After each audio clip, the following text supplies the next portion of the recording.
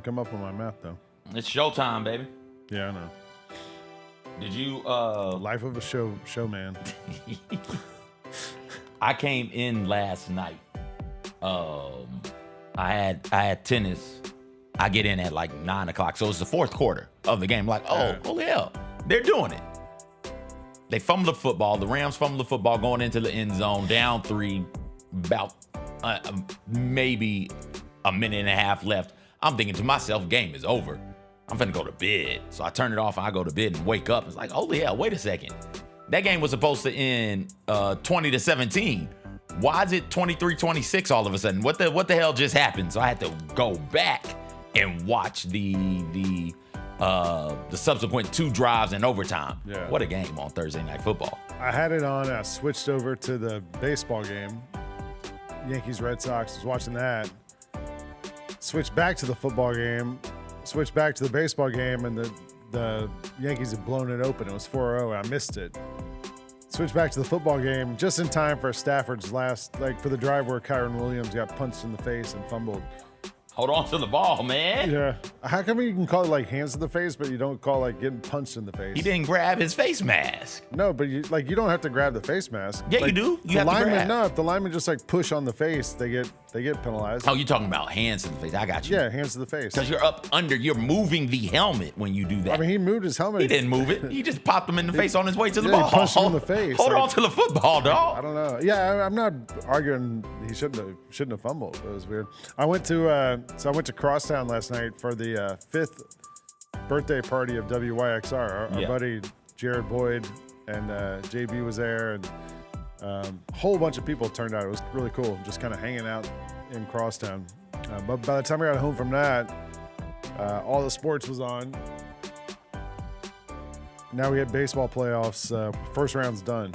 Since this is a baseball show, we can talk about it. It is. Your inning counter would be what? How many innings do you think you watched this year? Is it more than 22? Oh God! I mean, it's more than 22 in 3 days. I watch every Braves game, and probably 8 innings of every game, 7 innings of every game. So let's say 150 games times 7 is what, 400 something. Or no, 800 something? Yeah, it's a lot. 1,000. So yeah, I watched a lot of innings this year. Let's set the show. Let's set the show. We got a great show for you today. We got stuff happening.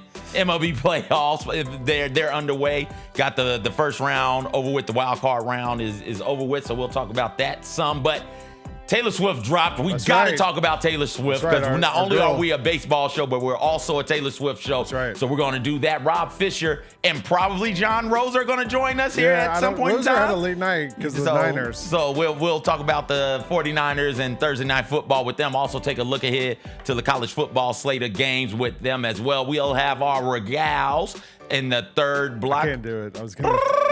Yeah. We'll have that going on in third block, and then we'll have Music Friday. Some interesting music news has happened, not just the Taylor Swift album, but that's what we're really here for. We're only here to talk about Taylor Swift. Right. It's Friday. The life of two showmen. We'll get you out of here and get you to Gary Parrish. You know what we say.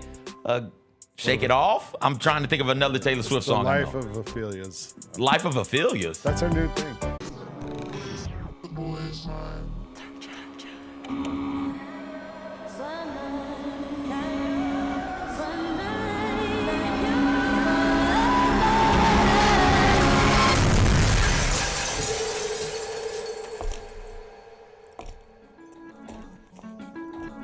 You ready? I've been ready. What are we waiting for? The boy is mine. Grizzlies fans know it's the team that gives you the edge. Big River Steel does too. And much like the Grizzlies have recruited legendary talent, we want you to be part of our team. Are you ready to be part of something legendary? Then visit www.bigriversteel.com. That's www.bigriversteel.com.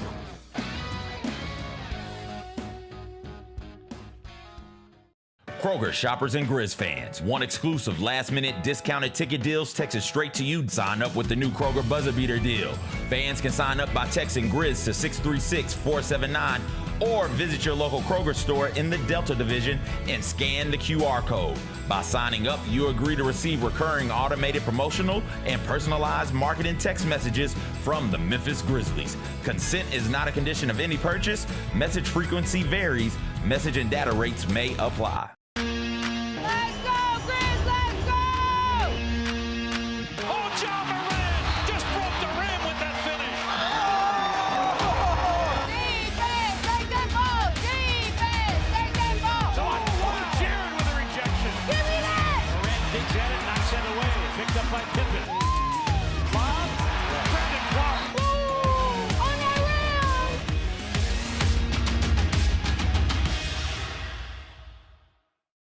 Catch us if you can at Southland Casino Hotel and win your share of up to $1.8 million in free play and prizes. Join us for drawings every Saturday in May, June, and July. Each month, over 900 winners will take home free play or drive off in a new car or motorcycle. Be there for all 6 grand finale drawings and try to catch us if you can, only at Southland Casino Hotel. Must be 21 up. Play responsibly. For help quitting, call 800-522-4700. Jaren Jackson has a message for y'all. Jaren, say it now. What? It's the best show in the world.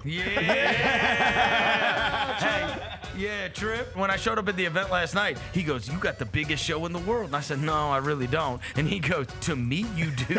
I see you every day." I asked him why he doesn't just walk up here, and he's like, "Because I don't want you to be able to prepare." I was like, The Chris Vernon Show, live on weekdays at noon on YouTube at Grind City Media and the official Grind City Media app.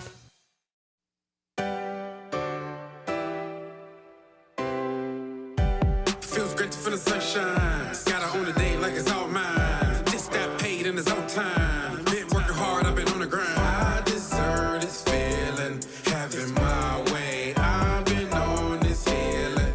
This is my day. The sun's out, let's have a little fun now. I wanna let it all out. That's what it's all about. Cause I deserve this feeling, having my way. I deserve this healing. This is my day. Grind City Media presents The Jessica Benson Show with CJ Hurt. Live from the Grind City Media Studios on YouTube at Grind City Media and the official Grind City Media app. What's up, y'all? Welcome into the Jessica Benson Show. I'm Lang Whitaker. We're sitting in on a Friday morning here on Grind City Media to get you into the weekend. CJ Hurt is with me. We have other people allegedly showing up this morning. Jon Roser's on the way. Rob Fischer's on the way. Going to come in like the National Guard and help us out. CJ, probably a bad reference to make there. I mean, they're going to come in whether we like it or not. Or so like the MIDI militia. What's the MIDI militia? that's me. That's my people. Why is it MIDI? Well, because of these, Lane. That's why. The middies. All right. The MIDI militia is here. We here, baby. So we're going to talk about a lot of different sports stuff today. Oh wait, got to be serious because we're talking about Tay-Tay. Well, there's a lot of sports stuff. We got to but the get more these. important We got to thing get is these views, baby. The Taylor Swift album dropped last night. The Life of a Showgirl, and it's the biggest pop star on the planet put out a new album. That's probably the easiest way to say it, right? Yeah. This show has become known for its thoughts about Taylor Swift, for our enduring respect for her and our love of her music. I was listening to it this morning, CJ, in the car on the way in, trying to like kind of get a feel for it. And I pulled up to the parking lot here at FedEx Forum, and there's a whole bunch of construction workers right up at the front working on something up there. And I pull up and roll down the window, and I had that Taylor Swift blasting. Got to do it. Let them know. All those guys kind of gave me a look. I just gave them a nod and a point, kept going, kept it moving. So we're here, and we're going to talk about this album. CJ, have you had a chance to listen to it at all? No, and I have very little interest in listening to it. But that doesn't mean it's not a great album. That doesn't mean that it's not taking over the world. The ladies got people at Target at midnight.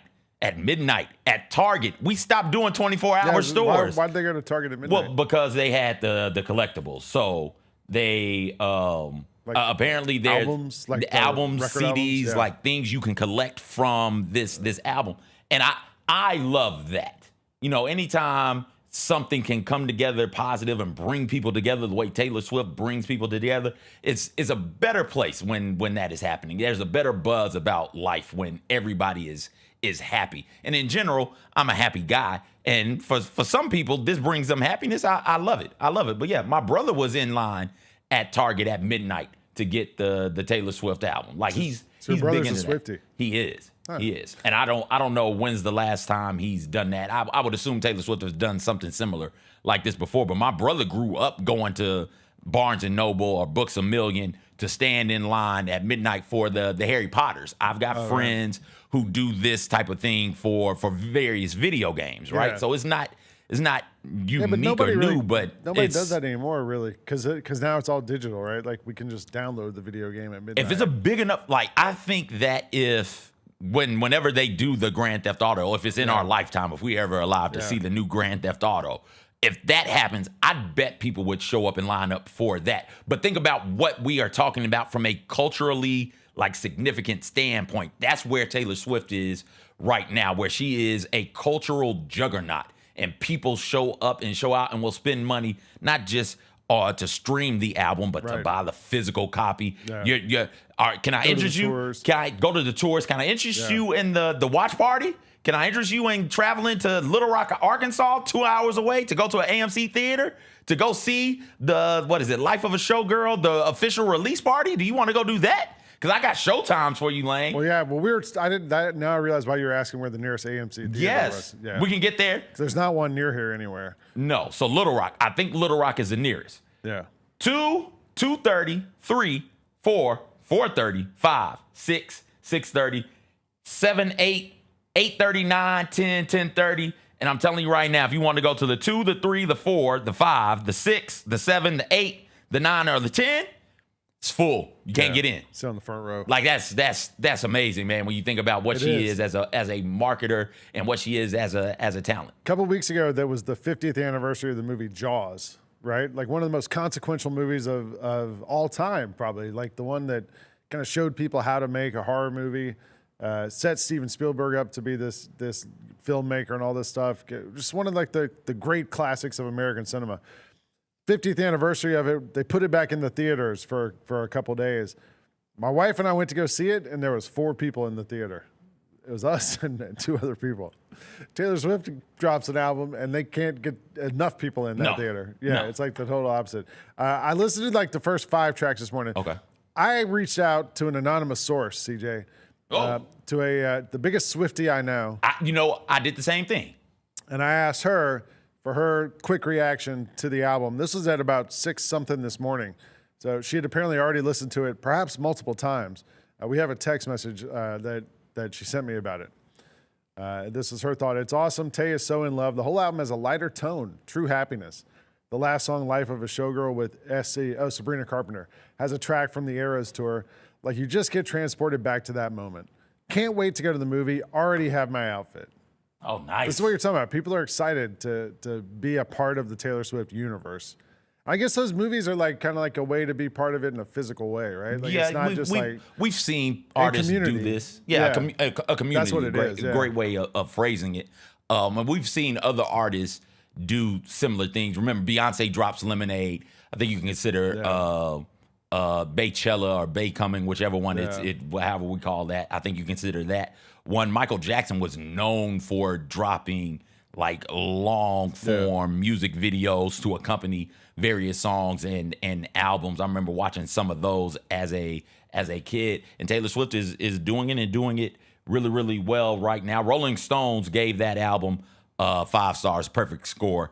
That album, Life of a Showgirl, the new one, joins Red, Taylor's version, Midnight, 1989, Taylor's version, and the Tortured Poets Department as Swift's perfectly scored albums on Rolling Stone magazine, the premier magazine as it pertains to music in this country. Well, at one point in time. So I texted. I get up in the morning. I got stuff popping off. Yep. My family group chat is live at 4:30 this morning. 4:30 my time. So just to give you guys some background where everybody in my family is. I'm here in Memphis.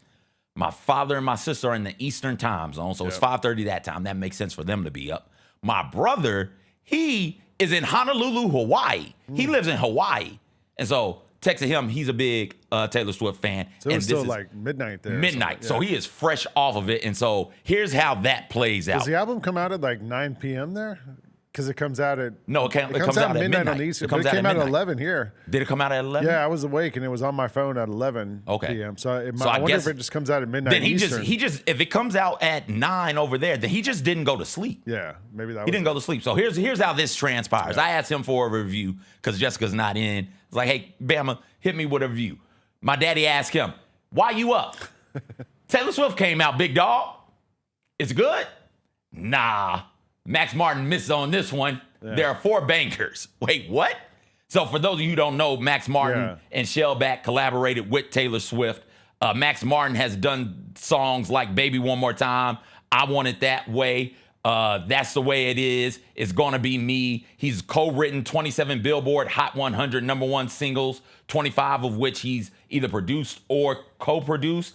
And he's written the second most #1 singles on the Billboard charts behind only Paul McCartney. Martin has 27. McCartney has 32. He surpassed John Lennon. He did other Taylor Swift songs he did. Too. Shake It Off and some other Shake It Off some of the hits. And Blank Space. He did those. He's done songs with Maroon 5, One More Night. He did I Kissed a Girl and Roar for Katy Perry. So he's like good. My father asked a question all of us are wondering, though, in the chat. Why are you up, my brother? No, the next slide for me.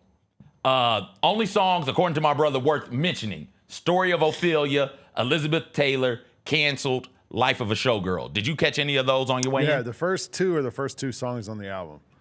So Story of Ophelia and Elizabeth Taylor. Did you like them? I heard those. They're fine. Like they're definitely more poppy than that last. She had the one album, I don't think it was the Tortured Poets. I think the one before that was all like black and white and had like sad trees and stuff on it. Like that one that had Bon Iver on it. And that album was all pretty sad. And everything I've heard from her the last, I don't know, 5-6 years was kind of melancholy-ish. Not like Shake It Off or those poppy ones. Those two are more accessible, I would say, than the sad songs from the last 4 or 5 years. Now, of course, this is all going to get attributed to her relationship with Travis Kelce and Travis Kelce making her happy now and she's in a better place. I don't know. But the songs are a little bit more exciting than the last couple albums, to me. We'll talk about the Travis Kelce song in a There's second. There's like 5 of them. Oh, is there? Oh, there's a bunch. I thought it was just Wood. No. There's a bunch of Travis Kelce songs on his. All right, turn up. So my dad asked my brother, "You have to go to the record store to get it?" Brother says, responding to other messages, writing is good, but production is lacking. I asked him for a review. Yeah. Go back to the next slide. He lets my father know he did, but he went to the record store. He could have streamed it, but he wanted to be in the store. I've seen videos of people doing interviews with Associated Press and other like local outlets. And it's why are you here? It's like, oh, I've got my copy already, and I'm going to stream it when I get home. I'm not opening my copy. I'm gonna keep it as a collectible, but I wanted to be here for the vibes. My sister accusing my brother of lying about streaming, and that's how we do in my family chat. Now here's the review. Here you go. According to my brother.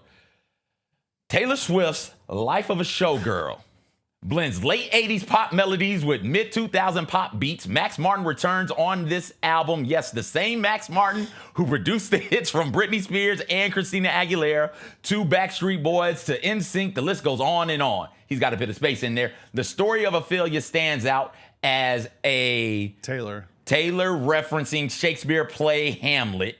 And in the end, Taylor thanks her lover, who we can assume is Travis for saving her from Ophelia's fate. Yeah. That's Othello's girl, ain't it? No, it's in Hamlet. Oh, it's Ophelia's Hamlet. Yeah. Who's Othello's? Oh, I can't remember. Okay, so Ophelia's Hamlet.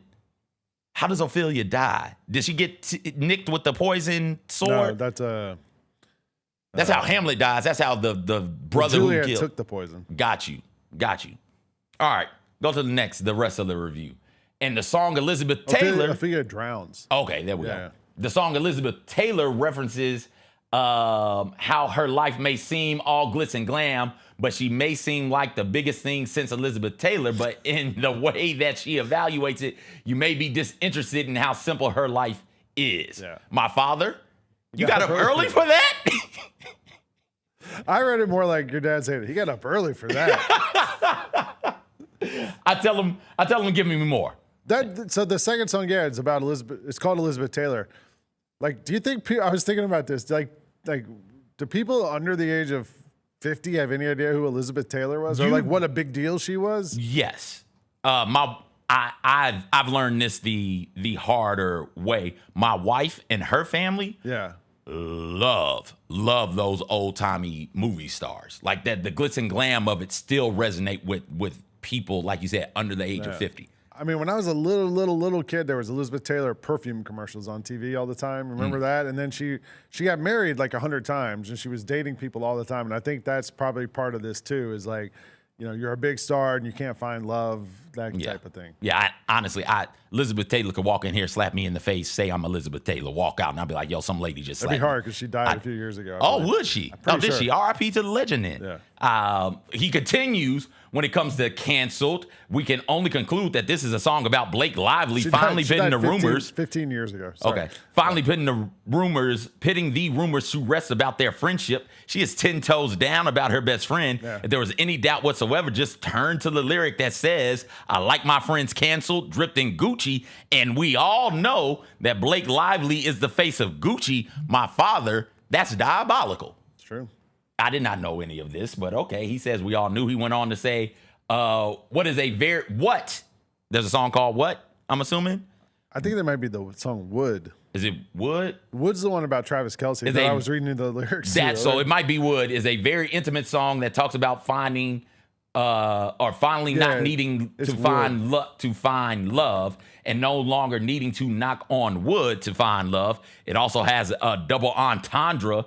If you catch my drift. It's like, all right, I got you, Bama. And father figure Taylor Swift takes on the patriarchy directly and lets her lovers know that when it comes to the relationship, she may in fact have the biggest dick in the relationship because she can afford it.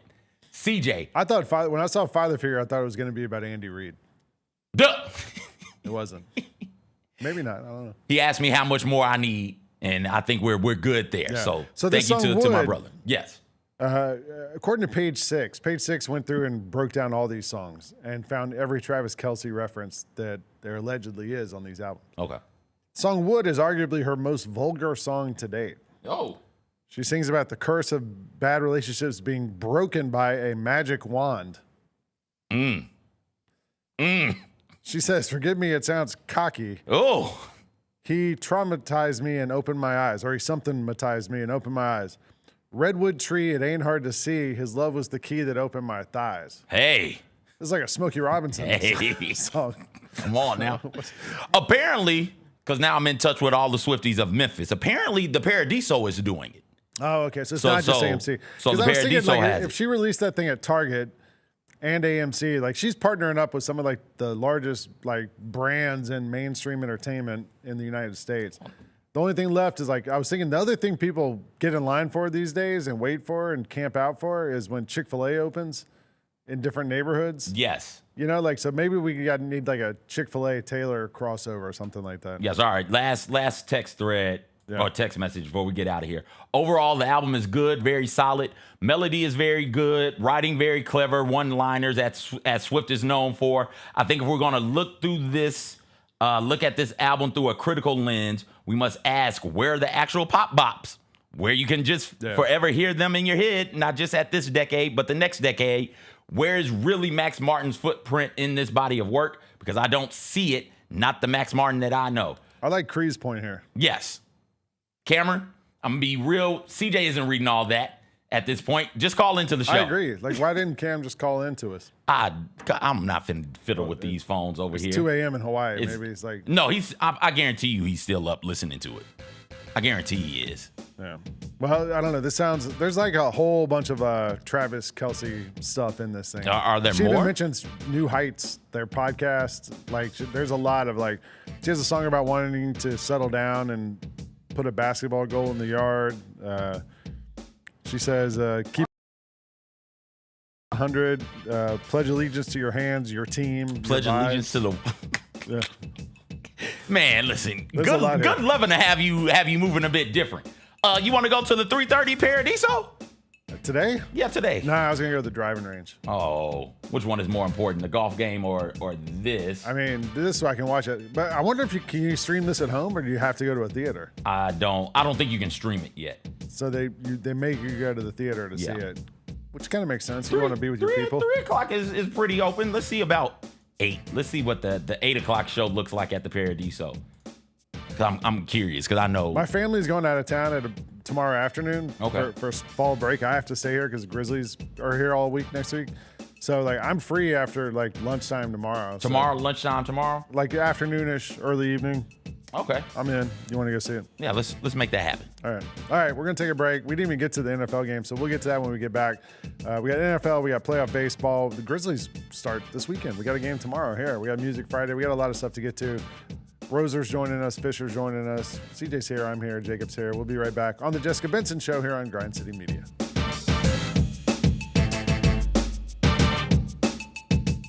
I had dinner last night with Grizzlies head coach Tomas Isolo, and that was a pleasant experience. It is not hard to understand how a franchise could fall in love with the idea of him running the basketball team. If there would have been a camera on our conversation last night and I could just replay it for you, you would walk away incredibly impressed. The Gary Parrish Show, live on weekdays at 10 a.m. on YouTube at Grind City Media and the official Grind City Media app.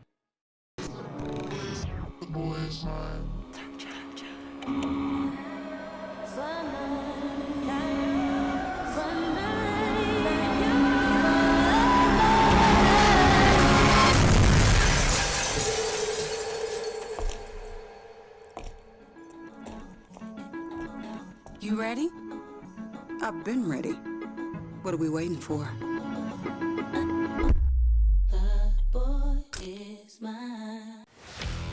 Let's face it, there's a lot of trash talk in basketball, but the great teams let their performance do the talking. Like Ford F-150 with Pro Power on board, a class-exclusive industry-first feature that turns your truck into a mobile generator and leaves the competition speechless. Ford F-150, official truck of the Grizzlies. Greatness starts here at your Mid-South Ford dealer. Class is full-size pickups under 8,500 pounds, GVWR.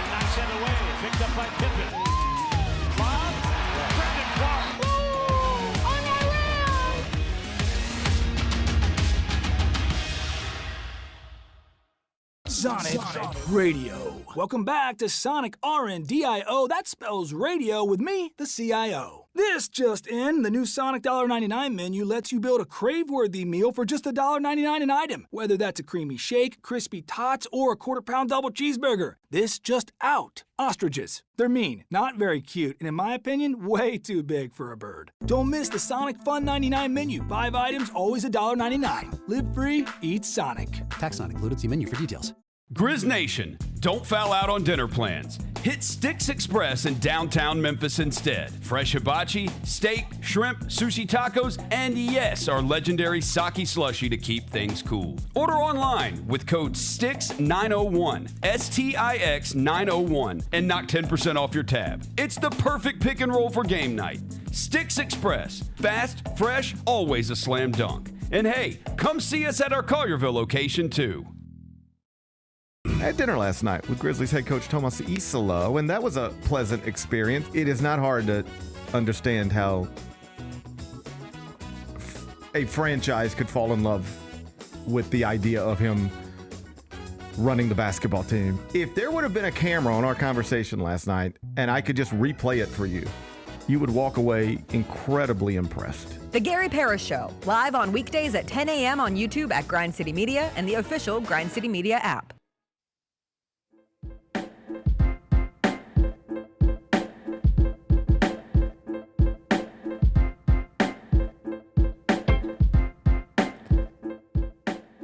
Welcome back to the Jessica Benson Show here on Grind City Media. I'm Lang Whitaker sitting in today to get you into this weekend. CJ's here, Jacob's here, Fish is showing up, Jon Roser showing up. We are talking about all this sports stuff that happened last night over the weekend, but we started off on the Taylor Swift album that dropped last night, Life of a Showgirl, which is getting rave reviews from CJ's family.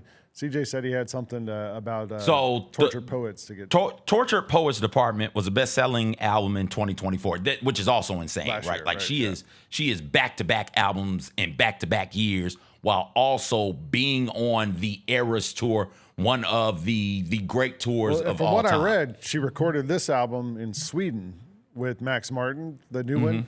And they said, like, in between shows on the Eras tour, she was flying back and forth to Sweden. How do we not know about that? I was thinking about that. Like, she's like, we track SEC football coaches flying to different cities. Like, how did nobody figure out she was going back and forth to Sweden to record this album? I think people did. I think you and I aren't the people to be figuring out. Yeah, no, it didn't hit our level of consciousness. She was at so many Chiefs games, and there's all this talk about, is she going to be here or not? Why would they talk about her going to Sweden to make an album? I think Swifties knew this album was coming. Well, you think people would see her going to the studio in Stockholm or wherever Max Martin lives? I don't know. Like, she probably travels with security and stuff. I don't think they thought.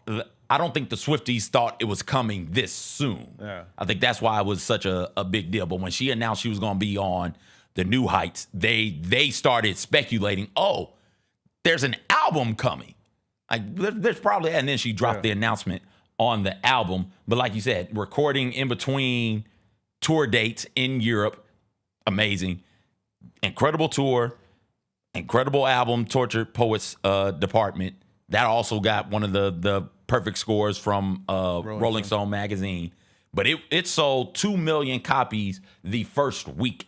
Yeah. Do you think that this will sell the same type of way? Do you think this sells the same, a little bit less, or does more? I don't know, because it's also like now sales. Like, what is sales? Like, I downloaded it this morning. Does that count as a sale? I think so. Because I subscribe to Apple or whatever. So like I don't. Does that, or is sales people going and like your brother standing in line outside a store and buying a physical thing? Like, I don't know what. I remember when it used to be 99 cents a song on Apple Music. Okay. And then the whole album was like, $9.99 or something like that, and you had to decide, I want to buy this. Boom. Now everything's just free. Like, I don't know how any of this works. She makes her money because people go to the movie theater today and watch it or whatever. You get money off of all of that. But I don't think you make as much as, but people don't make like album sales anymore. Like, now it's like the album is sort of promos everything else. Yeah. You know what I mean? But like, she's good at the promo of everything else that comes along with it. And the thought that, hey, I'm gonna drop this album. We aren't really into physical media anymore. Yeah. Our movies we're streaming. Our games we're streaming. You brought that up. Music we're also streaming. We're streaming TV shows. We're not into physical copies. So what can I do to encourage people to buy a physical CD or to buy a physical record? And that's where the collectible side of things comes in. And that's a part of the other stuff. Like you said, the album sets up everything else, and people are so interested in the album that they naturally just flood to the everything else, and she has really good everything else, from the collectibles that we brought up to the tell them both will come in to the movies to the things you can do on tour, the bracelets and everything. She's so good. Rosa, just sit down, man. She's so good at everything else that comes with it. I just looked it up because I was curious. Yeah. Taylor Swift's The Life or the Tortured Poets Department sold, according to Wikipedia, 5.6 million albums. Now, I don't know like what's considered an album sale anymore, but it did 5.6 million albums. The top selling albums of all time. Number one's Thriller. 70 million albums. Number two is AC/DC, Back in Black. 50 million albums. Number three is Whitney Houston, The Bodyguard, 45 million albums. Taylor Swift's not on the top.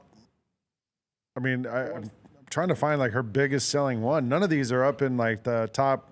Yeah, because we're not. She's never had over 20 sold. We're not into albums. That's like saying, okay, we're going to compare basketball players, and we're going to compare one from this era and one from before the 3-point era, and be like, hey, that dude from the 70s didn't make a whole lot of threes, did he? Well, yeah, because we've changed the way the game is. So while yes, the way we measure success now is a bit different. It's more than just album sales. Taylor Swift doing 2 million album sales at a time when people aren't buying albums. That's impressive, isn't it? There's also apparently she shades Kelsey's ex on one of these songs. Okay. She shades her. She shades Charlie XCX also. Yeah. You I brought didn't that know what up. the beef was about that. I just got tapped into that from What my up, buddy. man? How you doing? What up? I had Welcome no in. idea. So All the Niners gear. my girlfriend, shout out Eddie Pinheiro. We're all here. Yeah.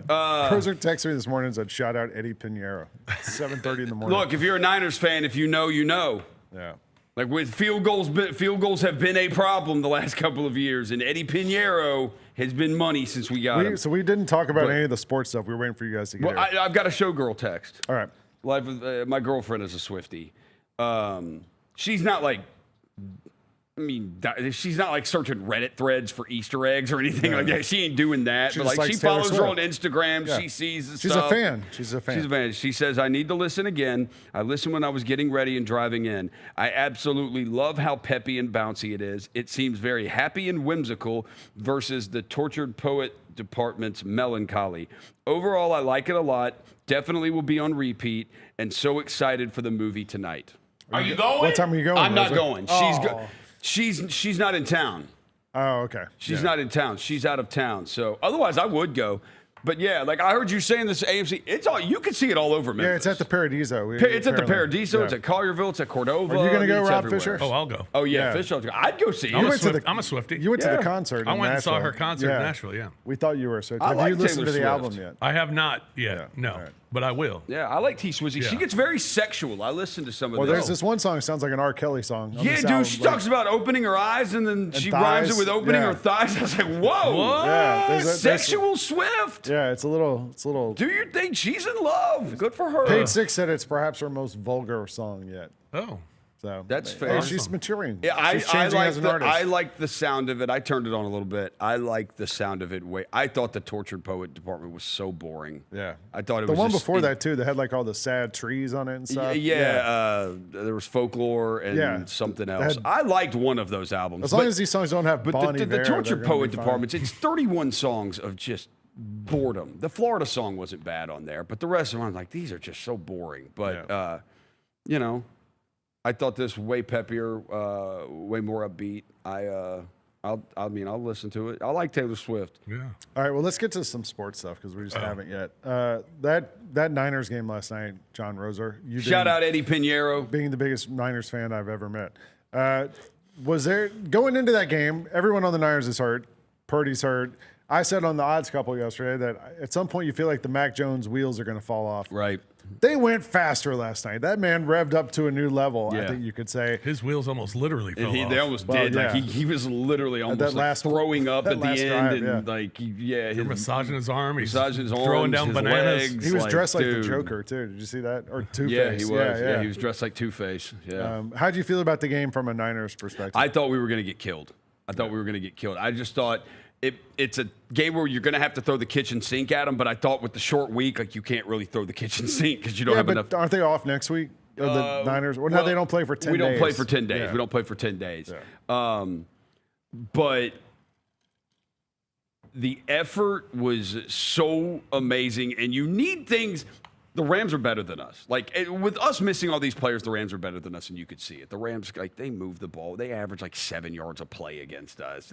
We got called for so many damn penalties. But you need stuff. If you're going to win those games, you have to have stuff go your way. You get the fumble in the first half. They also miss a field goal in the first half. You block an extra point that instead of it being 21-20 Rams, you block an extra point. Yeah. We have had way more blocked field goals this year, block extra points, block field goals than we ever have before. You get the Memphis, Arkansas, Kyron Williams fumble. Shout out Alfred Collins, rookie second-round pick out of Texas. Punching with him the in the strip, face. punching it out. And Well, he also punched him in the face. I asked CJ, how's that not a hands to the face call? because it's not. They called Michael Williams right before that for illegal hands to the face, and he didn't Yeah. go anywhere near the dude's face. Pause. But this also shows this is a memo to Brock Purdy. It's a memo to Brock Purdy. Stop turning it over. Yeah, dude. Like, Kyle Shanahan's offense works. Shanahan was amazing last night. That dude in the first half was in the bag. But like, all you got to do is just, hey man, you're going to motion this guy here, you'll motion this guy here, you're going to snap the ball on one, you're going to look to your left, and that guy's going to be wide open. And if he's not, you're going to look to your right, and that guy is going to be wide open. And if you just do that, you could have a lot of success. You don't have to go crazy with this. And Brock Purdy has played 8 quarters this year and has turned the ball over 5 times. Mac Jones has played 12 quarters this year and has turned the ball over twice. And we're 3-0 with Mac Jones. Does that game tell us more about the Niners or about the Los Angeles Rams, Rob Fisher? I don't think either. I mean, I think the Niners for their fight and for their ability to keep playing and to make things make big plays and make things happen. Roser talked about it yesterday on the Odds Couple. When you look at possessions of a football game, there aren't many.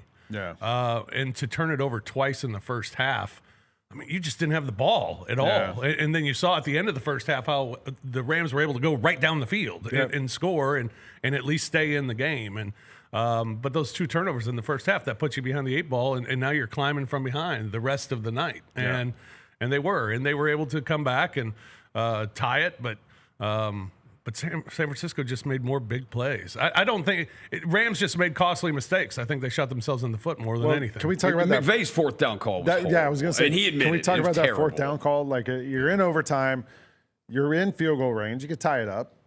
Probably. Yeah, boring. Right? Yeah. But, like, I respect going for it. Like, let's go for it. They're not getting the ball back. You tie it up, you're not getting the ball back, so you're going to lose by a field goal. Or a tie. Or it's going to end in a tie. Go for it. But is ending in a tie worse than losing? No. Like, you'd rather tie, right? Like, than have a loss. I don't know. So I dealt with this on the show I told Chris after the Cowboys tied last week. I was like, you can't tie. It's like, I'd rather lose than tie. It's like and I was sitting there with that dilemma sister. last night, and I was like, you know what? A loss would feel way worse based on how this game has gone. Like, a loss would probably feel way worse than a tie would. So why do you run right it, now. like, just right into the line on 4th and 1? He called a timeout. Twice. Yeah, because I figured, like, I thought they were just going to try to draw them off sides, kick the field goal. Right. They called the timeout, and I'm like, all right, well, they're just going to get the special teams in there. And then they go for it, and they just run. Like, my full play calling experience comes from playing NCAA 26, because you get to call the plays for your team. If it was 4th and 1 and I ran just halfback straight into the line with no fullback, there's no one even to block. It was just like hand it to the guy and have him run right into the line. Like, I can think of 10 other plays you would run in that situation than that. Like, that just felt like the laziest, worst play call you could come up with. It was. Like, how do you go through all those timeouts right there and then end up with that? Yeah, that was the big question. And, to his credit, he took it after the game. Maybe he thought, like, no one will think we're going to do this. Like, I don't know. Like, maybe he thought, of all the stuff we should do, no one's thinking we're just going to hand it to the guy and have him run up the middle. And he had busted through and almost scored a touchdown previously on a similar play. So maybe the thought was, well, he'll figure it out. He'll be able to make a cut at the line or something. But nothing worked. No. And then you end up not getting the first down. Game's over, and the Niners get the win. I do think what it did show, Fish, you're dead right. Like, their best defense, when it's like, I hear Herb Street and Al Michaels talking about how well the 49ers defense played in the first half. They got the turnover. They got the one fumble. But outside of that, like, the defense, like, down to down was not good. Their best defense was the Niners offense held the ball and kept Matt Stafford off the field. That was the biggest thing for them in the first half. And then, all the stuff you needed to go right. They got the stuff to go right for them. Yeah, Michaels and Herb Street are so damn boring. There was a lot of, like, criticism of Al Michaels on social media last night. I don't know did you guys notice this? No. A lot of people, like, because he missed several calls. And on that 4th down stop, they tackle him and he goes, the ball is out. Yeah, I know. And it's like, no, it's not. Yeah. He ruined the call. Yeah. He completely ruined that call. There was a few that he kind of whiffed on a little bit. It feels like it's the Al Michaels AI robot at this point. He's old, man. I know. And they're far away. And Kirk Herbstreit, like, he only cares about College Game Day. Like, he's just there to make a paycheck. They paid him so much money that he couldn't say no to. It seems like he's like I don't know. That feels like an easy fix for Amazon. They have 20 other people on those halftime shows and stuff like that. Because I actually think their pregame and postgame stuff is good. It's pretty good. I think with Fitzpatrick and Andrew Whitworth and Richard Sherman, like, I think they're good. Yeah. But then you get to the end game and it's like, holy crap, this is really boring. I think for the The Rams are going to be fine. Like, they're fine. Yeah. They came out and took the game light. They did. They Chiefs, thought they were going to walk all over the 49ers. Yeah. They did. They absolutely did. You could see in the first half of that game there were two different levels of energy from both teams. You could totally see. And then by the time they tried to play catch up, we ended up just being able to make a couple of more plays to win the game. The 49ers have to get a pass rusher. 4-1 now. It's like, okay, you're good. Like, you do.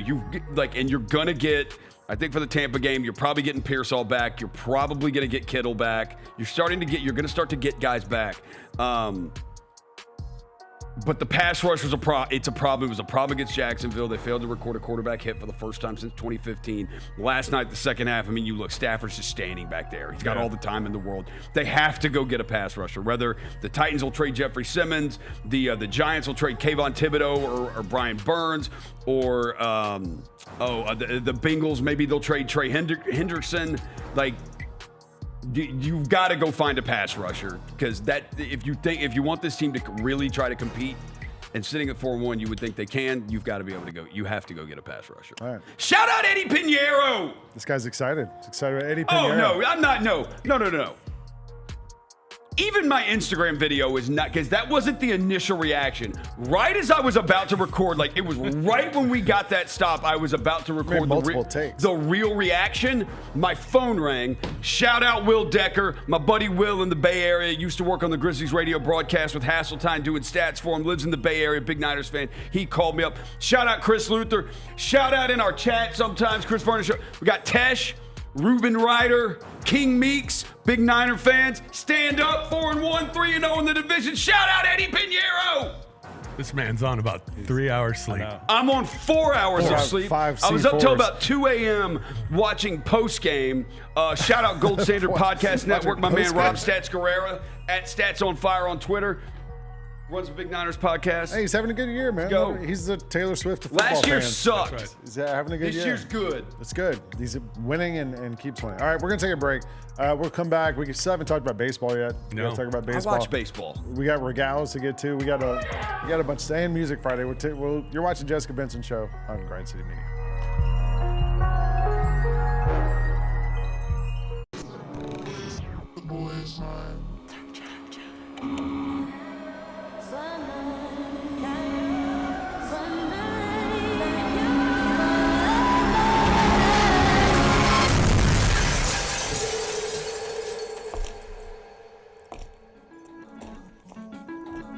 You ready? I've been ready. What are we waiting for?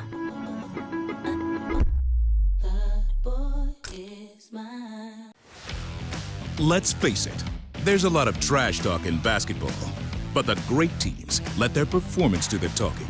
Like Ford F-150 with Pro Power on board, a class-exclusive industry-first feature that turns your truck into a mobile generator and leaves the competition speechless. Ford F-150, official truck of the Grizzlies.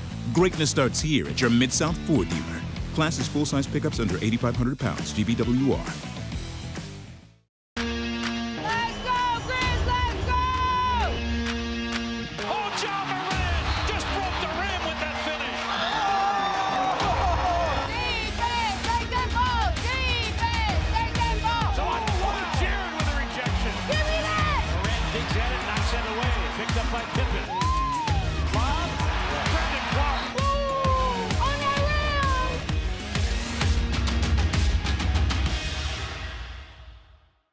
Sonic Radio. Welcome back to Sonic RNDIO. That spells radio with me, the CIO. This just in, the new Sonic $1.99 menu lets you build a crave-worthy meal for just $1.99 an item. Whether that's a creamy shake, crispy tots, or a quarter-pound double cheeseburger. This just out. Ostriches. They're mean, not very cute, and in my opinion, way too big for a bird. Don't miss the Sonic Fun 99 menu. 5 items, always $1.99. Live free, eat Sonic. Tax not included. See menu for details.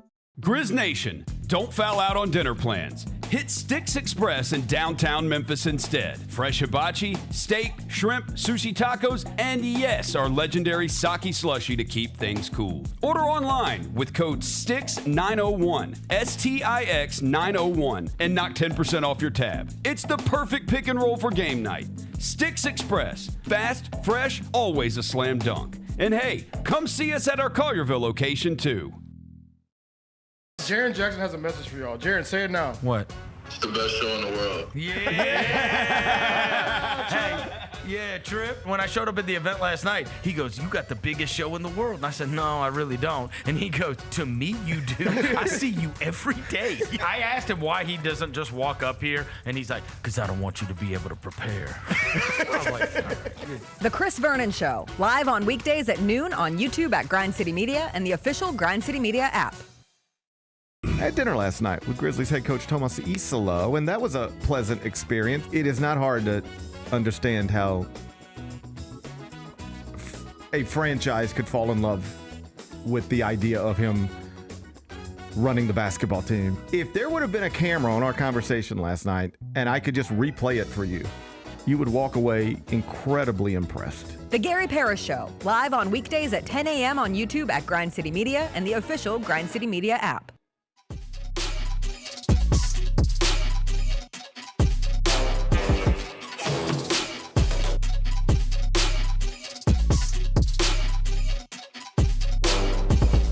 Welcome back to the Jessica Benson Show here on Grind City Media. Lane Whitaker sitting in with CJ, Roser, Fish, Jacob. Jessica Benson Show. And it's time now for we need energy. Let's go. Our Rise and Grind Games of the Week. How many damn C4s have you had already? This is one. I have two more in my bag. I'm on 4 hours of sleep.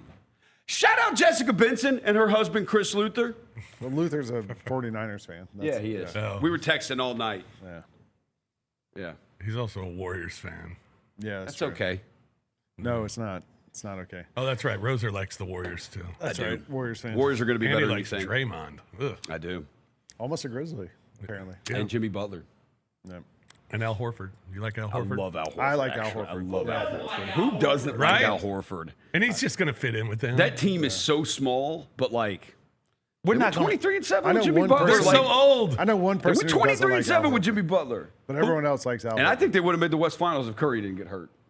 I think they would have beaten Minnesota. We're not going to mention Al Horford's name until, what, May, April? Yeah, right. That's when Horford comes alive. Who's the one person who hates Al Horford? And they got DeAnthony Melton. Okay. Sixers fans talk might about hate him. Sixers fans might. Yeah, that's true. Yeah. He had a bad run there. Yeah. We're going to talk about our games of the week, though. Let's do these regals. So CJ and I picked some games that we're most into. You guys chime in if you see something you don't like. Start with I love mine. chiming Mine in. are all SEC because it just means more. No, they're not. The last one's not. But 3 of mine are all SEC. Let's start with Kentucky I at thought you had 5. Georgia. No, we do 4. Okay. Kentucky at Georgia. Georgia's favored by 20 Why in is this this game. the number one game of the week? Because it's the game I want to watch. These Okay. are our games, the games that we want to watch this weekend.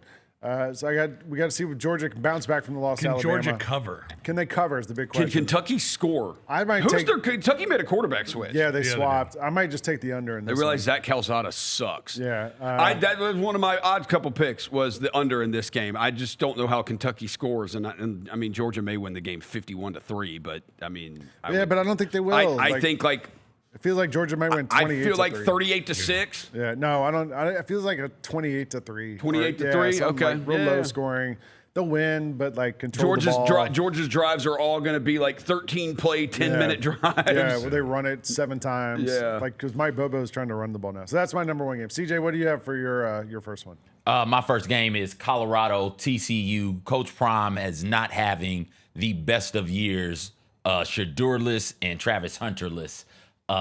And I think that people are getting a bit worked up about what Colorado is right now. A Colorado team who, since Prime has gotten there, has not been very good in the trenches, both on the offensive line and the defensive line. They are one of the worst defenses in the nation, in part because they can't get any pressure on anybody. And then when you don't get pressure and dudes are comfortable in the pocket, they can pick you apart. This TCU team, they have some serious flaws as well. Colorado is sitting there at 2-3 with no win over an FB power conference opponent. They've played 3 of those. All 3 of them have resulted in losses. Here's another one.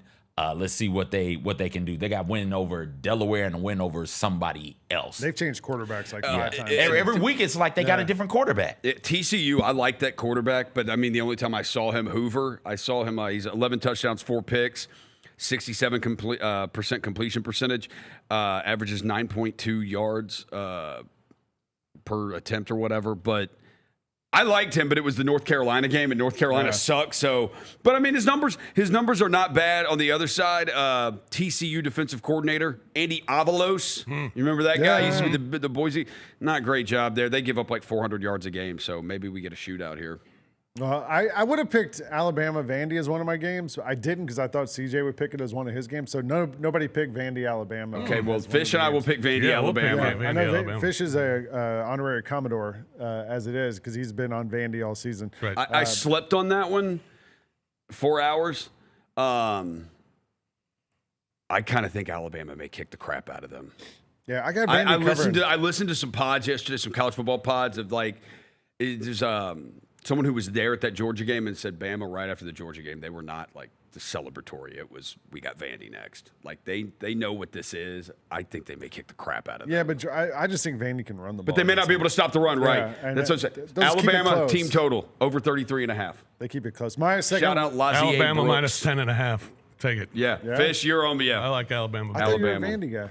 I'm a Vandy believer, and I did Apparently say not. before the season, even though their win total was 4.5, I said Vandy would go over that, and they'd go well over it, winning 7 games this year, and people thought that was crazy. You're saying one of them well, is here not they are, Alabama. 5-0. One of them is not Alabama. No, so they will get their first loss this week to the Crimson Tide. Talking about lines and moving lines, Florida, Texas. We talked about this yesterday on the odds couple. The line was 7.5. It's down to 5.5 today. Oh, geez. Somehow overnight, it dropped 2 points. So now it's Texas by 5.5. I don't know what exactly caused that movement, but it did move. If Arch Manning isn't good, I think that might be part of it. but neither is DJ Lagway. Yeah, but Florida's. I think both teams have good defenses. Texas's defense is really good. Defenses are good. Florida's isn't terrible. Florida's defense is pretty good too. is good. Nobody's rushed for over 85 yards in a game against them all season long. I think they haven't really unleashed Arch at all. And maybe it's because they're afraid to, because he's not good enough. I mean, that could be the problem there. But I just think that I think this is going to be an ugly, awful football game. Low scoring. Yeah. I mean, I'm thinking like 17-12, something stupid, some stupid score that's going to be thrown out there between these two teams because the defenses I think will both play really well. But I'm just not convinced of Texas. Even Texas playing these smaller schools that they've played over the last 4 weeks, they haven't really dominated. They haven't covered any of them. And they haven't dominated in the way that you expected them to. You expected Arch to dominate and, kind of get his footing and their offense to get going and Sark's offense to get going. And it just hasn't. You also have 2 quarterbacks who have both kind of been disappointing this year. Very. There's no kind of disappointing. Like they've been. So which of those two do you not expect? Which of those two do you think are most likely to finally break out first? Neither. Not this week. I would guess Arch because I trust Sarkisian. Yeah, me too. And his competence on offense and play calling. There's a reason the Mannings sent their son to play for Sarkisian and learn under him. Is there a reason why Peyton never beat Florida also? Quick question. We were talking about CJ Othello. off the top row. Right, whatever. Yeah. Desdemona. Is that her name? Desdemona was Othello. Did y'all have to read Othello? I had to read it. I read all this. I was an English major. I watched read the all movie. that Shakespeare crap. Wait, did they get naked? Which movie? Was it the one with Mekhi Phife? Isn't it Denzel? Are you confused? Yeah. Wait, okay, so you watched that Othello. I think. Was the Othello Or is movie. it Much Ado About Nothing? There was both. Was the one with Mekhi Phife in it. Yeah. One of those Shakespeare's. Othello was also a board game. Do you remember that? No. It had little black and white tiles. You flipped Othello over. was also the did. name of a basketball player. Othello Harrington. Yes. Othello. Oh, yeah, that's right. Yeah. Is OJ Mayo Othello? What's OJ? Oventon J. Anthony. yeah. Okay. Just a great name. All right. Well, that was my second okay, one. so shout out Chris Vernon because he brought this up. Shout out Chris Vernon. Florida's only given up 3 touchdowns all year. Yeah. Their defense averages like 200 yards a game. Defense is good. Their defense is good. Yeah. So I don't. Boy, I think Texas was the number 1 team in the country to start the year, and they're a 5.5-point favorite against this. But crappy Texas Florida defense team. is really good too. I mean, Texas better than defense Florida. is good. And They how got- they only they got this small of a dogs. favorite against Florida? Well, I have the Florida team total under in this one because it's 17. I don't know if they can score 17 points against Texas.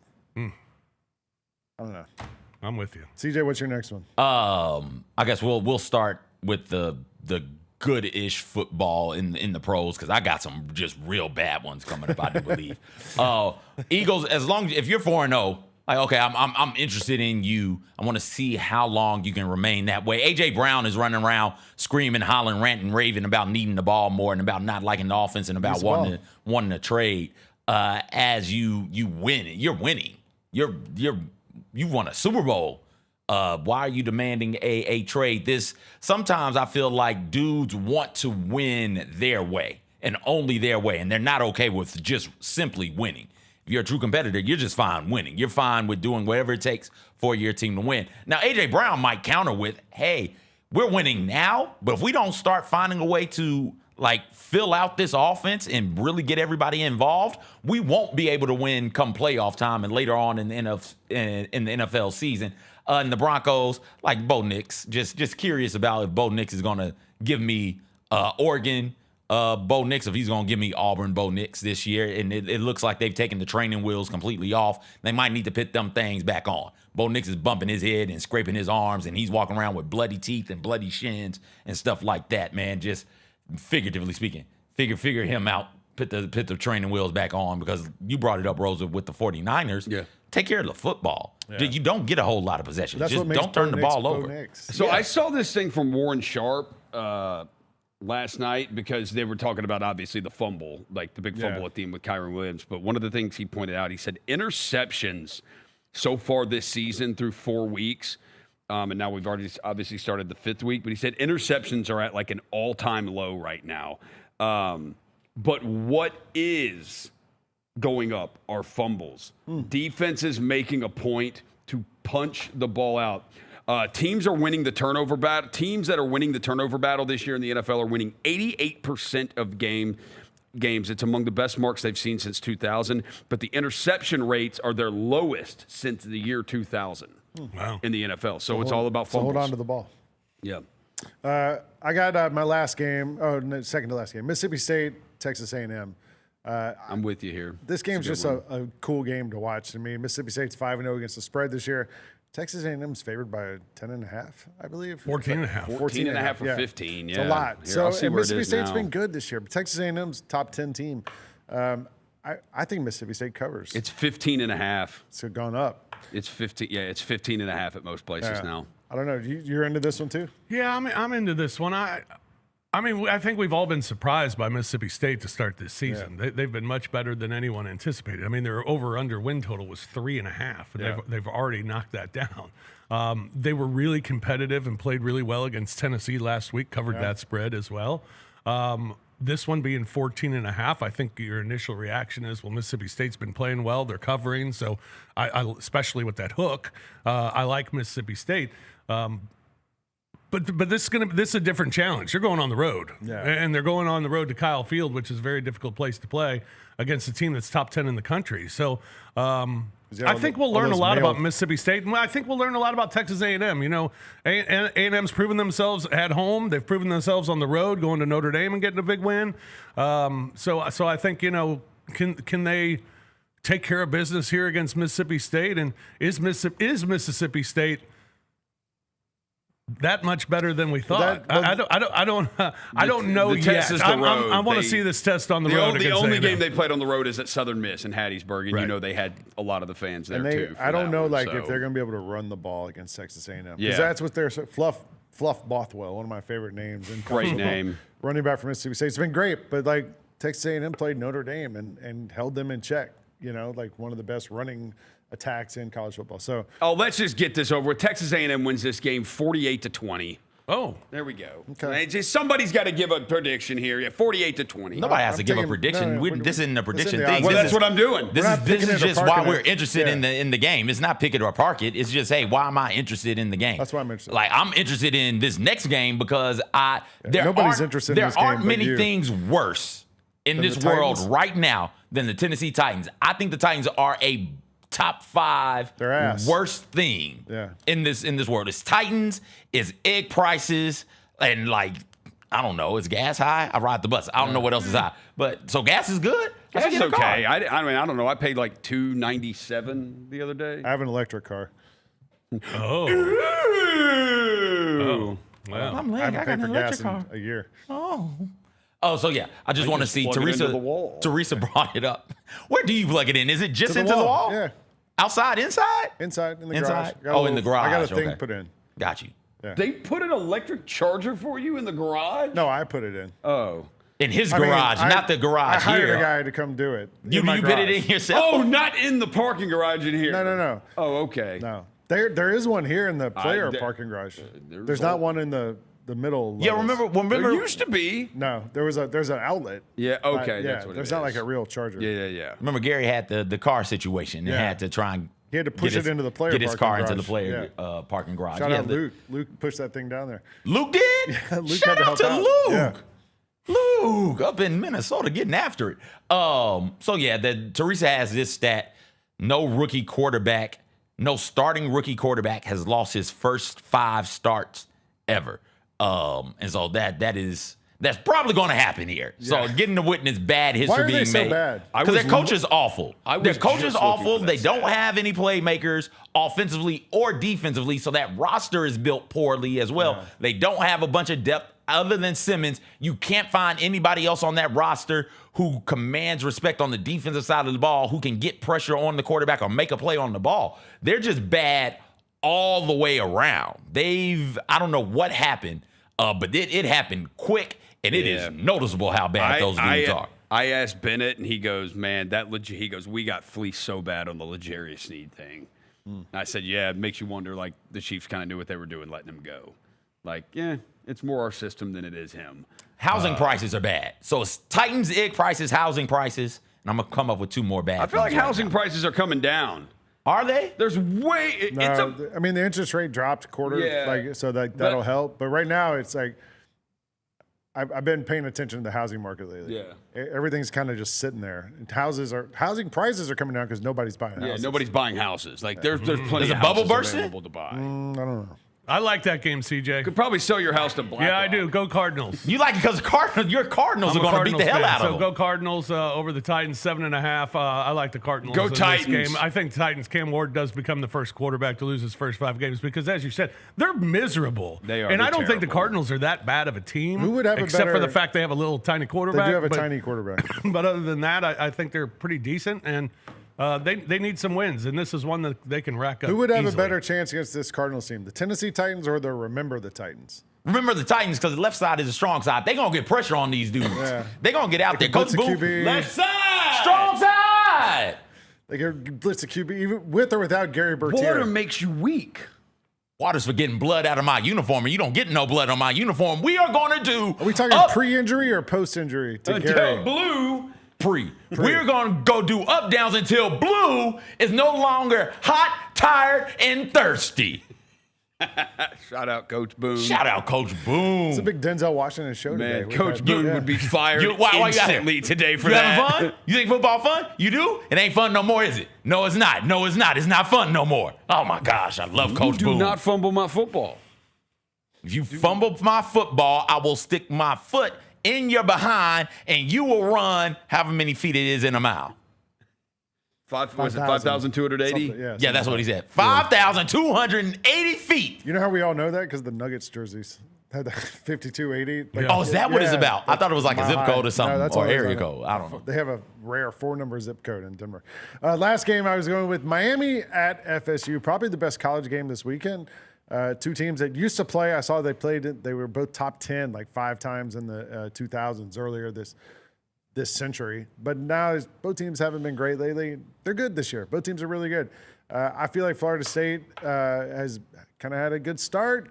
Mike Norvell got things turned around. I know Jon Roser is all excited about the Seminoles. I'm picking Miami to win this one. Oh. And I think Carson Beck is probably the best player in this game. He's been good this year.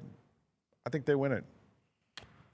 I think Florida State's going to score a lot of points, and I think They did last week. It's a matter of whether they have every week. But they lost to Virginia. But they lost Virginia. Yeah. I think it's a matter of can Miami score? Can they keep up with them scoring the football in this game? So I I love Florida State's chances, and obviously I think Florida State, coming off what they went through last week with that overtime loss and getting the field stormed and all that stuff, they're going to be ready to go against Miami. I'm looking forward to this one. I think it'll be great. I think it'll be a high-scoring game. I'm leaning towards the Noles, though, against Miami. Miami scored 45 week 2 against Bethune. Then week 3 against South Florida, they scored 49 in that game. Last week they played SEC. Florida scored 26. But they only gave up 7. I think they can score against this Florida State team. We'll see if Carson Beck's one of the favorites. Yeah. I think the second favorite right now for Heisman. Yeah. Who's the favorite? The kid from Oregon. Dante Moore. Yeah. He's been great. All right, CJ, you got another crappy NFL game, I think. I think it's Bills, Patriots. We'll talk about that in a second. Here's the stat about Cam Ward. According to Josh Dubow, of AP. Cam Ward is the 5th quarterback picked #1 overall in common draft era to start and lose in each of his first 4 weeks of his rookie season. There has never been a #1 overall pick at quarterback who started and lost each of his team's first 5 games in his rookie season. So it's not rookie quarterbacks, it's #1 overall picks. Thank you to the chat for pointing that out. Bills are undefeated. Patriots are better, I think, a little bit than what we thought. Curious to just see if the Bills remain undefeated, much like I am with the Eagles. I hate the Patriots. I understand, but the people you hate aren't there. When do you let that hate go? I hate the logo on the jersey. Okay. I don't think. Well, that's not going away unless I don't think Drake May is any good. Like I just don't think this team's that good. Drake May leads the NFL in passing yards, completion percentage, yards per attempt, and passer rating on 3rd and 4th down this year. And they're 500. Yeah, I mean, they lost to who did they lose to? The Raiders. Lost to the Raiders. They lost to the Raiders and the Steelers. Yeah. They beat the Panthers. I don't know if the Steelers are good. I can't tell. The Patriots won 2 games. The Panthers and the Dolphins. Yeah, I'm with. I know that's. I'm there. I'm not crowning the Patriots. Don't know if the Steelers are good. You just mentioned, but best team in the AFC North.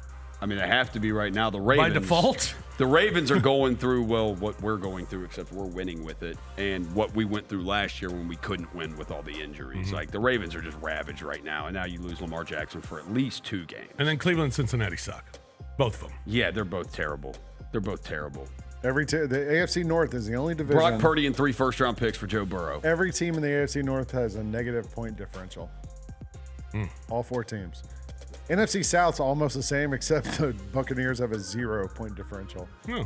But everyone else in the NFC South is negative.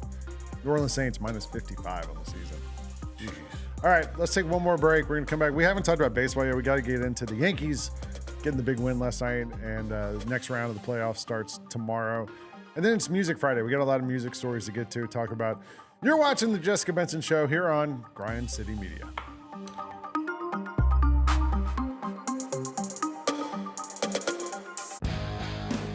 Grizzlies fans know it's the team that gives you the edge.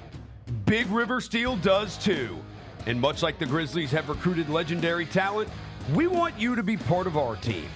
Are you ready to be part of something legendary? Then visit www.bigriversteel.com. That's www.bigriversteel.com.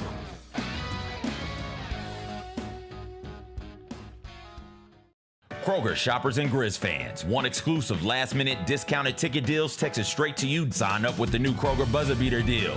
Fans can sign up by texting Grizz to 636-479 or visit your local Kroger store in the Delta Division and scan the QR code. By signing up, you agree to receive recurring automated promotional and personalized marketing text messages from the Memphis Grizzlies. Consent is not a condition of any purchase. Message frequency varies. Message and data rates may apply.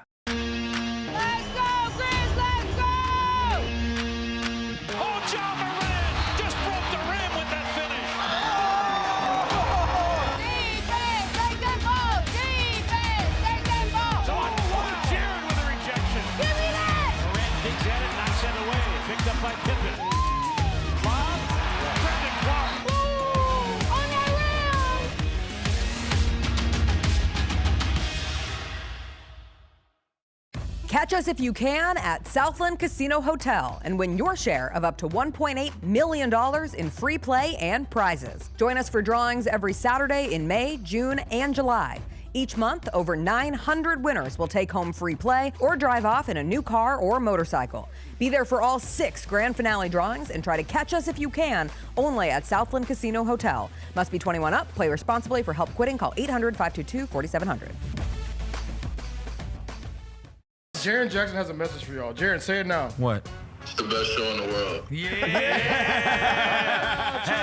Yeah, Trip. When I showed up at the event last night, he goes, "You got the biggest show in the world." And I said, "No, I really don't." And he goes, "To me, you do. I see you every day." I asked him why he doesn't just walk up here, and he's like, "Because I don't want you to be able to prepare." I was like, The Chris Vernon Show, live on weekdays at noon on YouTube at Grind City Media and the official Grind City Media app. I had dinner last night with Grizzlies head coach Tomas Isalo, and that was a pleasant experience. It is not hard to understand how a franchise could fall in love with the idea of him running the basketball team. If there would have been a camera on our conversation last night and I could just replay it for you, you would walk away incredibly impressed. The Gary Parrish Show, live on weekdays at 10 a.m. on YouTube at Grind City Media and the official Grind City Media app.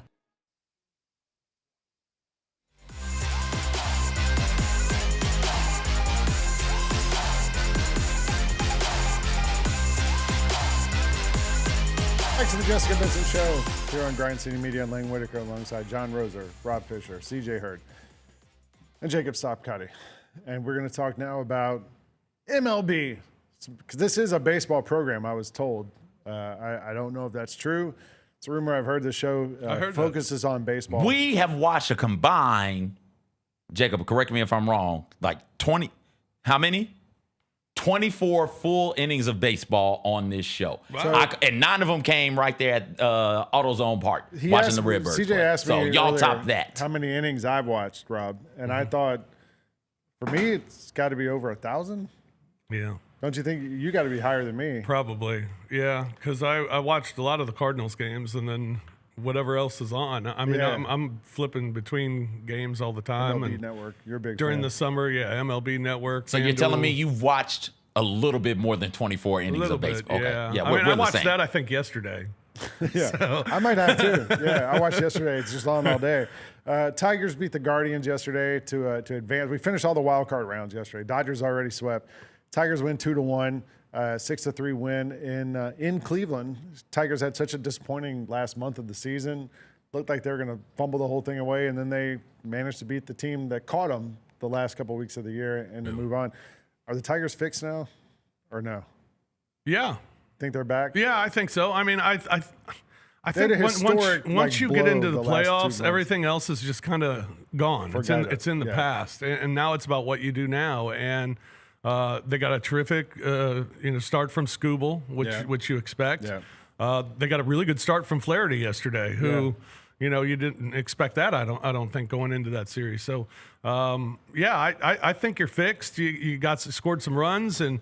You feel good about yourself now, and now you're moving on. You've advanced. So, I think they feel good. Now they got Seattle up next, which will be a difficult task. But, it's always interesting come playoff time in baseball. These teams that have played in the wild card just always seem to have a little more momentum than the teams that have to sit out a week and not play. So we'll see if the Tigers can take advantage of that early in this series with Seattle. Were you surprised that the Padres lost to the Cubs yesterday? Ended the Padres season. Chicago Cubs moving on. Not really. I saw a lot of Padres players upset at the home plate umpire. Did you see that? Like they were cussing them out after the game and mad about some of the calls. Yeah, my thing with that series is, I and Roser and I were talking about this before the show started. I don't understand when the postseason starts why managers overthink themselves. Yeah, what the Cubs like? I mean, Council's did it in all 3 games where it's like he's doing like yesterday. Things got dicey in the 9th inning for the Cubs as Kelly hit a couple of guys and put them on. you put Kelly in a position he hasn't been in all year of a 2-inning close. I mean, last time he pitched 2 innings, I think, was in August, and that was in middle relief. And then he had only done it twice all season long. So now all of a sudden you're asking him to close a game and to throw 2 innings, something that he hasn't done all year. What are we doing? And then the day before, our Kittredge starts the game, and then Imanaga comes in and pitches 5 innings, and then Kittredge closes the game yesterday. I mean, it's like, as I always like to say, go with the hair that got you there. Yeah. Don't go with the hair. Yeah, it's a prom and wedding thing. You know, when women doll up their hair and look like someone that you've never seen before. Sounds like a Taylor Swift song. You know, like they'll do their hair. I'll never They do it forget. differently. Was You're saying they my do it junior differently. year in high school when I went over to Mo Vandereet's house to pick up Mo for our dance. And Mo's a woman. Yeah, Mo. okay. And we're standing at the bottom of the stairs like you would, you know, in a movie. You know, it's me, mom, and dad, and she comes around the turn of the steps, and I looked up and I was like, who the hell's that? I had no idea who it was, but it was Mo. And she looked completely different. She did her hair all different than she'd ever done before because she got it done. You're like, that's not who I wanted to go to the prom with. That's not who I wanted to go to prom. Exactly. Yeah. So go with the hair that got you there. And I think dance with the one that brought you. Dance with the Buckeye one that Boy brought you. brings that out. Exactly. And I think these managers in the postseason start doing things, they overthink everything, and I think it's horrible. I thought Mike Schilt did that, taking out Cease as early as he did. Yeah. And you know, and then yesterday his bullpen was spent because of what he did the day before. I'm not surprised the Padres lost because I think the Cubs are that good, and I think the Cubs were just a couple of batted balls away from finding it, and Pete Crow Armstrong getting going, and he got going yesterday, and Kyle Tucker got a couple hits. So the Cubs are really good, and I think that was that didn't really surprise me that they were able to beat. Was that the your Padres. junior prom? That was my junior. That was junior. Yeah. But I think everybody's been to prom on this desk, right? Yep. I hate. Well, I can't speak for Roser. I hated the pre-prom pomp and circumstance. Just standing there in this random person's living room, having her random ass parents like snap photos and pictures as I put the corsage on, and she tries to pin the what is it, boutonniere? Boutonniere. There we go, the boutonniere. Tries to put on the yeah, like come on, man. I hated that. That's awful. Oh, yeah. I'm with you. Go with the hair. How many proms you go to, Rosa? Two. Both Junior yours? and senior, yeah. Okay. And my homecomings. Okay. Padres had the 7th highest payroll in baseball. One slot ahead of them, Chicago Cubs. We move on. 2 teams with the higher. Well, no, actually they're below them. The Red Sox are below them. Where are the Yankees now? The Yankees are 4th. Yankees, Red Sox. Talking about managers going with the hair that brought them there. I appreciated in Game 1 of that series, Joey Cora brings in Alex Cora. Alex Cora brings in the closer. What's his name? The guy who used to be on the Yankees. Chapman. Chapman immediately, Aroldis Chapman loads the bases, no outs, and you're like, oh boy. And I think like in the playoffs, a lot of times you would panic. He left him in. He struck out the next guy, got a double play, got out of it. But the Yankees got the win yesterday thanks to Schlittler.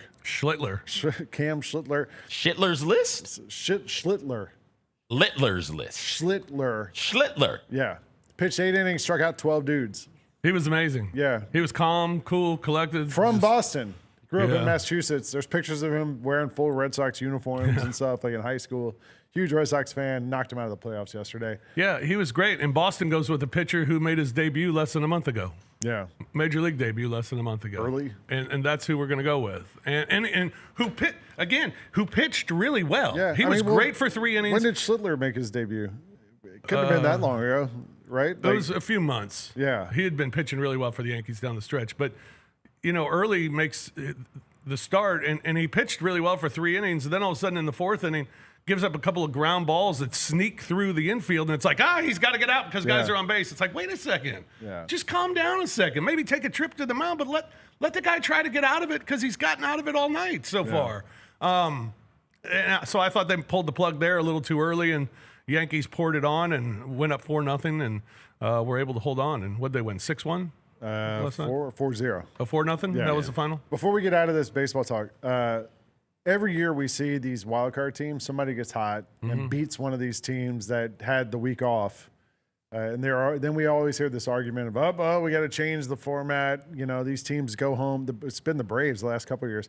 Sit home for a week, come out, or ice cold, get knocked out of this thing.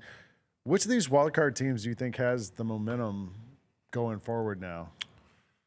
I think the Yankees are one, and they'll take on the Blue Jays. Yeah. The Blue Jays were a little inconsistent down the stretch of the season, and that's a lot of pressure playing for your country. Yeah. And the Yankees won't feel the pressure going to Toronto. So I think the Yankees are a good one there. The Dodgers, certainly, they're kind of an odd team to say that they're going through the wild card, but they're really good, but they're taking on a really good Phillies team. I think that's going to be a great series. Ohtani's starting game 1. And that should be a real great but game how Saturday. many innings is he going to go? Sure. Will they let him go over 5? Yeah. And Dave Roberts tried to screw that series up against Cincinnati. Their offense was just too good against Cincinnati that you couldn't screw it up. But against Philadelphia, I think that'll be a little bit different. And the Cubs. The Cubs. I find this series against Milwaukee very difficult for the Cubs to win. Very difficult because Milwaukee's starting pitching is so good. Yeah, and I think right. Counsell, again, just overthinks things too much in the postseason. But if the Cubs are hitting, and if they can start hitting the long ball, which Suzuki's doing right now, I think they got a shot against Milwaukee. But I like Milwaukee's pitching just so much better. So I'd say the Yankees probably are the one team that I'd like out of the wild cards. Out of all the teams left, I think the Mariners have the juice to go all the way, and they get to play the Tigers. Yeah, that's probably the easiest matchup, I would guess, out of all these. Yeah, teams. and they were the hottest team down the stretch. Yeah, so they've got that Cal Big Dumper Raleigh magic. That's been going for the Big Dumper. The Big Dumper. Yeah. All right, it's a Friday, so it's a music Friday. So we have various music stories to talk about. CJ, we talked so much already about Taylor Swift. I'm looking at your rundown you put together here. Let's start. CJ and I gave our thoughts on Life of the Showgirl. You guys basically gave us your thoughts also. I think we can skip over that one. Mariah Carey has a new album out today, too. Oh, really? Do you know about this? It's sort of been overshadowed because of the whole Taylor Swift stuff, because Mariah Carey hasn't had an album in a while. But on her media tour for this, she admits that in the 90s she recorded a grunge album. Do you guys know about it? It never came out. Is that what this is? No. This album is just a Mariah Carey album. But it was she had I think it was a band, or she wrote the songs. I can't. It's Someone's Ugly Daughter is an alternative rock album by the American band called Chick. She secretly recorded and co-produced the album with her friend under the moniker Chick. Carey's on background vocals on the official release. She put out a whole grunge album in 1995. That's when grunge was kind of at its, I don't know, was it at its peak then? Yeah, ish. 95? Yeah, Pearl Jam, 95, Nirvana, and all that was around back probably, then? Yeah. Yeah. Would you listen to Mariah Carey's grunge album? No. Yes. I got one no, one yes. Yes. Just I want to know what that sounds like. Yeah, I mean, she has an amazing I don't know voice. if I'll make it through more than once, but I'm interested in what that sounds like, yes. Grunge was 1995. So was Mariah Carey. I'm over it. She's in the Songwriter Hall of Fame. Oh, well. You know that? Great songwriter. So these songs probably are catchy. She's a diva. Is that good or bad? I wouldn't care. I mean, it's again 1995. That's when Mariah was popular. That's when grunge was popular. I bet if you went to the prom with Mariah Carey, she would come down with a new hairstyle. She wouldn't go with the hair that got her there. Probably not. No, she's a diva. She would absolutely come down with new everything. She'd be diva out, unrecognizable. Yeah. I told CJ a couple months ago I started getting into Paramore. Oh, yeah? Yeah. Never listened to them, didn't know anything about them. Heard one of the songs. It's kind of catchy, got into it. And then a couple months ago, Hayley Williams, the lead singer of Paramore, put out a 20 singles on the same day. And now it's been kind of reordered into an album, a solo album. But she did an interview. There's one of the songs talks about being out in Nashville and going to a racist country singer's bar. And she did an interview with the New York Times where they said, all right, who's the racist country singer? And she was like, oh, I don't care. I'll always talk about it. It's Morgan Wallen. She said, find me at Whole Foods. I don't care. Run up. Pull up on me, Morgan. Yeah. I didn't know. I didn't have this type of beef on my bingo card for the year 2025. I know Cardi B and Nicki Minaj are going at it. Yeah. Going at it. But I didn't know Hayley Williams was going to take shots at Morgan Wallen of all people. I respect That's Hayley incredible. Williams. I respect her gangster. Like she's not afraid to just say what she thinks, and also they're probably never going to run into each other. Like they both live. Well, she lives in Nashville. I mean, she does. Yeah. Forgive me. I didn't know she was living in That's why God's country. She I said, didn't know that. Come up on me and pull up. Foods. Yeah. Come holler at me.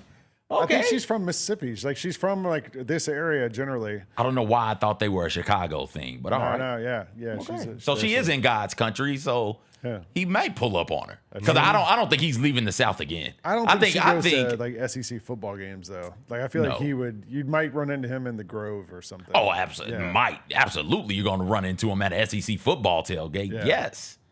No. Probably at the Swanee Hayley tailgate Williams too. also strikes me as someone who definitely is not impressed by the by country music bars. I'm reading the story about this. She said she doesn't really like any of them. And if you look at Hayley Williams and how she dresses, it's kind of easy to see.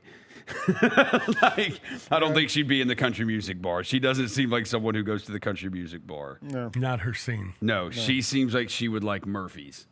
In Midtown, she seems like she would like Murphy's. She goes with she doesn't go with the hair they got her. Or the Blue Monkey, Midtown Blue Monkey, not downtown. Blue Monkey, She is. She has a whole line of hair dye. Yeah, she's Midtown. Cooper Young. You find her at Young Avenue Deli. Yeah. But like a country music kind of honky tonk bar. You'd probably run into her at the farmer's market. Like she walks into the country bar, the racist country bar establishment run by Morgan, and immediately the music stops and everybody stares at her. Yeah. It gets real. Scratch. It gets real tense when she walks into one of those. She gets coffee at other lands. She doesn't go to Starbucks. Shout out Hayley Williams. Shout out Hayley Williams. Yeah, I like Hayley Williams. Nirvana lawsuit got dismissed for the second and final time. The kid Is this on the the little cover wiener of kid? Nevermind, yeah. Okay. The kid on the cover of Nevermind has sued Nirvana multiple times now, saying that this album cover is child pornography. Oh, geez. And then he has sued them for a cut of the profits. Speaking of greatest selling albums I mean, of all time, he's not wrong, but I mean, how many copies do you think Nevermind sold? A lot. Over 30 million copies worldwide, certified 13 times platinum in the United States, making it one of the best-selling albums of all time. Yeah. I imagine the kid who designed that, or the kid who's in the picture, is sort of like that lady who designed the Nike logo, where they just paid her $250 and she came up with the swoosh, and now it's like, this kid probably just got a check for, or parents got a check for the kid being in the thing, and all of a sudden it's like the greatest selling album of all time. Nevermind. So so Diamond is 10 million. You know who has the most Diamond albums of all time? Michael Jackson. No. He didn't put the Beatles. They're second. They have 6. Yeah. Who is it? Garth Brooks has 9. Led Zeppelin has 5. And then there's a few. Eminem, Michael Jackson, the Eagles, Whitney Houston, and Shania Twain have 3. And then there are a bunch with 2. Taylor Swift, Van Halen, Tupac, Adele, the Backstreet Boys, Billy Joel, Britney Spears, Journey, Madonna, Mariah Carey, Tupac. I probably already said that. Pink Floyd, NSYNC. Yeah. The judge who dismissed the Nirvana lawsuit said the cover, neither the pose, focal point, setting, or overall context suggests the album cover features sexually explicit content. CJ, what album are you going to listen to this weekend? Anything? Christone Kingfish Ingram, blues rock musician out of South Haven, has a new album out, and is really, really good. So I've been listening to that. Started listening to it Thursday, listened to it today. I'll probably listen to it as I sit on my porch in the morning and just take in the sights. It's really, really good. I love Christone Ingram. He's great. It came out last week. Last Friday, so I'll be listening to that. Roser, you got any new music? I've got to get on the Jay Electronica that came out like a week or 2 ago. Yeah, good things. I like Jay Electronica. I've heard good things too. Just he's one of those guys you actually have to listen to. Yeah. So you can't just throw it on while you're cleaning the house or doing whatever. You actually got to listen to it. So that's just finding the time. Taylor Swift, new T Swift. Yeah, new T Swift. Yeah, I mean I'll be up. I'll be all over that. Yeah, this weekend. Who knows? Maybe you go see the movie this weekend. Who knows? I downloaded the new Christian McBride album, jazz bass player. Wow, listen to that. Sounds lame. Actually, my family's going out of town this weekend for a week. Oh, party at Lang's house. Yeah, I'm by myself for the next week. So if anybody wants to. Come over and listen to music? You want to take a stab? Most Leave your hair platinum the same way. albums of all time? Most platinum albums of all time. That's just 1 million copies. Platinum albums of all time. There's got to be somebody who put out a lot of albums. Well, obviously. I would say the Beatles are great. Well, the Beatles are third with 19. Elvis. Elvis is number 1 with 30. Most platinum singles of all time? It's going to be somebody random. Frank Sinatra. No. Elvis? No. Beatles? Elvis has 27. He's far down on this. The Beatles. No. Who is it? Drake. 80. Oh. Wow. 80 of them. Nobody is close. Kanye West has 56. Travis Scott has 55. Beyonce 53. Taylor Swift and Future have 50. That's 80? But we were Man, talking about this. dude, like, Drake got hits. I think the rules are different now. They are you don't have rules, to go yeah. like buy the albums now. You can just like listen on your phone and it counts as a purchase. Most diamond singles. Rosa, it's Friday. We're not doing that. Okay. We'll talk to y'all later. It's Drake college and Post football Malone have weekend. 10. We got stuff Drake to and do. Post Malone have Check 10. out Gary Rosa's- Parrish. yeah, Gary Parrish is coming in 30 minutes. And he'll be Vernon back and next Rosa week. will be back on at Rosa's noon. hosting Vernon's show CJ next week. is There'll so be a ready whole to week get of out of music here. trivia. Because I hadn't had We're 5 gonna get outta C4s here. before 10 p.m. 10 I a.m. won. Yeah, he's got the clip full though in the bag. He's got more C4s. He's ready to go. All right, I'm Lang. He's Roser. He's Fish. He's CJ. That's Jacob. We're getting out of here. We'll see you next week. And stay tuned. Gary Parrish coming up half an hour here on Grind City Media.